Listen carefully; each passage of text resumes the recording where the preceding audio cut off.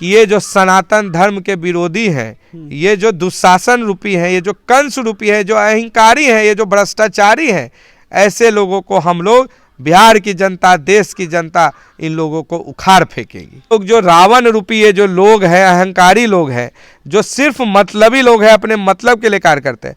और आप कैसी बात करते हैं कि धर्म के नाम पे, सनातन धर्म में हम लोग के भगवान राम जो बाहर रह रहे थे, उनको उनका जगह दिलाने के लिए, हक दिलाने के लिए आदरणीय प्रधानमंत्री जी ने एक तरफ जहां काम किया, दूसरी तरफ उन्होंने धारा 370 हटाया।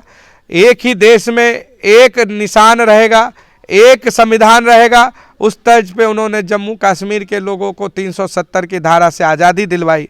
पूरे देश में चौमुखी विकास हो रहा है। तो आपको जानकारी होगा कि राम मंदिर बनने वाला है। कहीं ना कहीं बहुत सारे संघर्षों, बहुत सालों का संघर्ष के बाद ये जो शुभ घड़ी आ रहा है। लेकिन लालू आवास के बाहर जो विवादित पोस्टर लगाया गया, कहा गया कि मंदिर मानसिक गुलामी का मार्ग है। देखिए, ये जो संगति का तो असर पड़ेगा ही। ये इंडिया अलायंस के जो लोग हैं, ये लोग तो वैसे ही हैं जिनको सनातन धर्म में विश्वास नहीं है, ऐसी वोट बैंक की राजनीति करते हैं। जिस तरीके से आपने देखा होगा कि डीएम के स्टालिन के जो बेटा है, उसने किस तरीके से सनातन धर्म को गाली दिया। अभी दयानिधि मारन ने किस तरीके से हम लोग के बिहार के लोगों के बारे में किस तरीके से टीका टिप्पणी की। अरे मैं उन लोगों को बता देना चाहता हूँ कि बिहार के लोग बहुत ही कर्मठ होते हैं, मेहनती होते हैं, और किसी भी राज्य में वहाँ के दशा दिशा सुधारने में, विकास करने में उनका सबसे बड़ा योगदान होता है। बिहार का ही व्यक्ति वहाँ के सबसे ऊपर अव्वल नंबर पे आईएएस होता है, आईपीएस होता है, और बिहार का ही व्यक्ति वहाँ पे जाके चतुर्थ श्रेणी में काम करता है, मजदूरी करता है, मेहनत से रहता है। तो ऐसे बिहार के व्यक्तियों के बारे में अगर उनकी ये जो मानसिकता है, और ऐसे पार्टियों के साथ माननीय लालू जी, माननीय नीतीश कुमार जी अगर गठबंधन में है, तो ये बिहार की जनता देख रही है, और आने वाले समय में इसका परिणाम उनको भुगतना पड़ेगा। और रही बात राम मंदिर की, तो त्रेता युग में जिस तरीके से भगवान राम 14 वर्ष के वनवास के बाद अयोध्या लौटे थे, तो इस कलयुग में भगवान राम 500 वर्षों से बाहर टेंट में गुजार रहे थे, और आज आदरणीय प्रधानमंत्री जी के नेतृत्व में, मार्गदर्शन में उन्होंने निश्चय किया था, उन्होंने जो लोगों से वादा किया था इस 140 करोड़ की जनता से कि हमारे भगवान मर्यादा पुरुषोत्तम राम को वो अयोध्या के भव्य मंदिर में वो विराजमान करेंगे। तो ये शुभ घड़ी आ गई है। 22 तारीख को पूरे देश में दीपावली से भी बढ़कर उत्सव होने जा रहा है, जिसमें हमारे मर्यादा पुरुषोत्तम राम विराजमान होंगे। और ये दिन दूर नहीं कि ये जो सनातन धर्म के विरोधी हैं, ये जो दुशासन रूपी हैं, ये जो कंस रूपी है, जो अहंकारी हैं, ये जो भ्रष्टाचारी हैं, ऐसे लोगों को हम लोग, बिहार की जनता, देश की जनता, इन लोगों को उखाड़ फेंकेगी। कहीं ना कहीं कहाँ इन लोगों को उखाड़ फेंकेगी। लेकिन जो इंडिया अलायंस में जो लगातार देखा जा रहा है राजनीतिक घटनाक्रम, कहीं ना कहीं इंडिया अलायंस में सीट बंटवारे की बात फाइनल होने वाली है। और कहा जा रहा है कि हर जगह, भारत में हर जगह ये लोग अपना चुनावी सभा करेंगे, लोगों को संबोधित करेंगे। और भाजपा जैसी जो पार्टी हैं, जो आरोप लगाते हैं, जो धर्म के नाम पर राजनीति करती है, कहीं ना कहीं तुष्टीकरण की राजनीति करने का प्रयास करती है, धर्म के नाम पर बांटकर और फैलाकर, कहीं ना कहीं इन तमाम भाजपा जैसी पार्टियों को हम उखाड़ फेंकेंगे। और कहीं ना कहीं इंडिया अलायंस की सरकार बनेगी, जो भारत में चाहती है कि राष्ट्रवाद कायम हो, और कहीं ना कहीं भारत में हिंदू, मुस्लिम, सिख, ईसाई सब एक साथ मिलजुल कर रह सके। देखिए, तो सबसे बहुत जो हास्यास्पद घटना है, आपने देखा होगा कि अभी बीते दिन जो लगभग 4 से 5 जो राज्यों में जो चुनाव हुए, उस चुनाव में इंडिया अलायंस किस तरीके से आपस में लड़ी और किस तरीके से उनका नुकसान हुआ। और जिन जिन सीटों पे, जिन जिन राज्यों में कांग्रेस की सरकार थी, वो लोग धराशायी हो गए।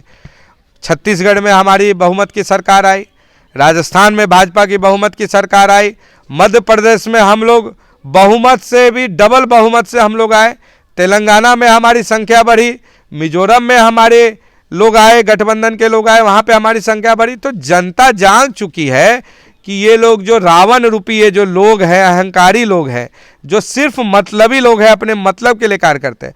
और आप कैसी बात करते हैं कि धर्म के नाम पे, सनातन धर्म में हम लोग के भगवान राम जो बाहर रह रहे थे उनको उनका जगह दिलाने के लिए, हक दिलाने के लिए आदरणीय प्रधानमंत्री जी ने एक तरफ जहां काम किया, दूसरी तरफ उन्होंने धारा 370 हटाया।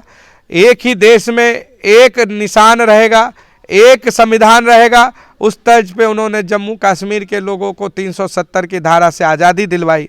पूरे देश में चौमुखी विकास हो रहा है। सैकड़ों यहाँ पे मेडिकल कॉलेज खुले हैं, सैकड़ों यहाँ पे हवाई अड्डे आए हैं, नए रेलवे स्टेशन आए हैं, नई रेलगाड़ियाँ, वंदे मातरम आया है, अमृत भारत आया है।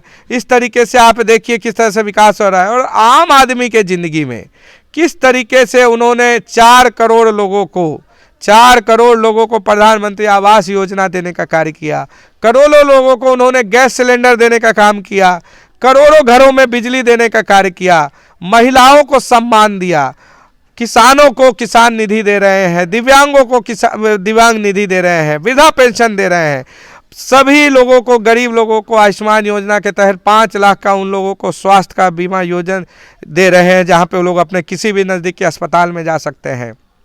इस कोरोना काल में करोड़ों लोगों को फ्री वैक्सीन दिया, करोड़ों लोगों को उन्होंने मुफ्त राशन दिया, जिससे उनका परिवार का गुजर बसर हो सके इस कोरोना काल में, और आज भी दे रहे हैं। और आज देखिए, इस देश को विकसित बनाने के लिए, पूरे देश में सभी लोगों को रोजगार देने के लिए उन्होंने विश्वकर्मा योजना का उन्होंने 17 सितंबर को लॉन्च किया, जिसमें 18 विभिन्न क्षेत्रों के, जो कोई नाव का काम करता है, लकड़ी का काम करता है, लोहा का काम करता है, सोनार का काम करता है, किस तरीके से जाल बुनने का काम करता है, और ऐसे विभिन्न लैठी का काम करता है, चटाई बुनने का काम करता है, उसके बाद और भी विभिन्न तरीकों के 18 तरीकों के उन्होंने क्षेत्रों में लोगों को रजिस्ट्रेशन कराने का काम कर रहे हैं, जिससे उन लोगों को प्रशिक्षण होने के बाद 15,000 रुपये का किट मिले, और प्रथम वर्ष में 1 लाख रुपया मिले, दूसरे वर्ष में 2 लाख और तीसरे वर्ष में। तो इस तरीके से आदरणीय प्रधानमंत्री जी पूरे देश के सभी वर्गों को, प्रधानमंत्री जी ने बोला कि इस पूरे देश में 4 जातियां हैं, गरीब हैं, युवा हैं, किसान हैं, महिलाएं हैं, तो सभी वर्गों को, जिसमें सभी वर्ग समाहित हैं, सभी लोगों को लेकर चलने के लिए, उनके विकास के लिए वो काम कर रहे हैं। और हमारा देश आज 5वां अर्थव्यवस्था का देश बना है, और 2047 तक हम लोगों का एक ही संकल्प है कि इस भारत देश को हम लोग पूरे विश्व में सबसे अग्रणी और विकसित देश बनाएं। यही आदरणीय प्रधानमंत्री जी का संकल्प है, सपना है, जिसमें पूरे हम लोग 140 करोड़ सनातनी हम लोग इसी के लिए मेहनत कर रहे हैं। चलिए, बहुत बहुत धन्यवाद तमाम मुद्दों पर अपनी राय न्यूज एक्शन बिहार के साथ रखने के लिए। बहुत बहुत धन्यवाद। यही देखा आपने, हमारे साथ थे बिहार प्रदेश भाजपा के कोषाध्यक्ष युवा उद्योगपति आशुतोष शंकर सिंह। तमाम बातें इन्होंने रखी है आपके सामने। कहीं न कहीं सनातन की बात इन्होंने कही है। तमाम इंडिया अलायंस के लोग आरोप लगाते हैं कि बीजेपी धर्म की राजनीति करती है। तमाम सवालों पर मुखरता से अपनी इन्होंने जवाब दिया है, हमेशा से देते हुए आ रहे हैं। तो कहीं ना कहीं तमाम जो मामला सामने है, राम मंदिर का जो भव्य उद्घाटन होने वाला है, 500 वर्षों जो पंडाल में भगवान श्री राम गुजर बसर कर रहे थे, कहीं ना कहीं उनको अब एक भव्य रूपी राम मंदिर मिल रहा है। कहीं ना कहीं पूरे देशवासी में उसी दिन दीपावली है, होली है। कहीं ना कहीं कहने का मतलब है कि पूरे भारतवासी के लिए उसी दिन खुशी का माहौल है। और इस तमाम जो देश में कट्टरपंथी लोग हैं, तमाम ये जो बातें करते हुए आ रहे हैं, बहुत लोगों का तो ये भी कहना है कि राम मंदिर की जगह हॉस्पिटल बना देना चाहिए। तो उनसे कह देना चाहता हूँ, कहीं ना कहीं राम मंदिर के विषय में आप लोग नहीं जानते हैं। राम मंदिर बनने से अयोध्या में पर्यटन का इतना विकास होने वाला है, लाखों लोगों को रोजगार उससे मिलेगा। कहीं ना कहीं तमाम मुद्दों पर भी आपको समझना चाहिए। खैर, वीडियो कैसा लगा कॉमेंट बॉक्स में प्रतिक्रिया जरूर दीजिएगा। कैमरे के पीछे हैप्पी सिंह है, मैं शिवम। बहुत बहुत धन्यवाद।